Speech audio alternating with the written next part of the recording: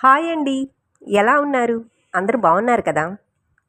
మన ఛానల్ ఇంకా ఎవరైనా సబ్స్క్రైబ్ చేసుకోకపోతే చేసుకోండి. అబీస్ చిట్కా. అలాగే మీరు ఈ వీడియో లైక్ చేయటం ద్వారా ఈ వీడియో మరికొంతమందికి చేరే అవకాశం ఉంటుంది.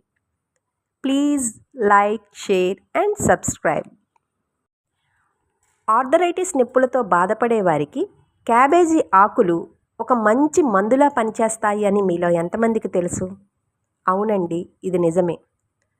ఆర్థరైటిస్ నొప్పులు ఉన్నవారు క్యాబేజీ ఆకులను శుభ్రంగా తుడిచి వాటికి కొంచెం ఆముదం రాసి కాస్త వేడి చేసి వాటిని మోకాళ్లకు కాళ్లకు చుట్టుకొని దానికి పల్చని క్లాత్ను ఒకటి కట్టులా కట్టాలి.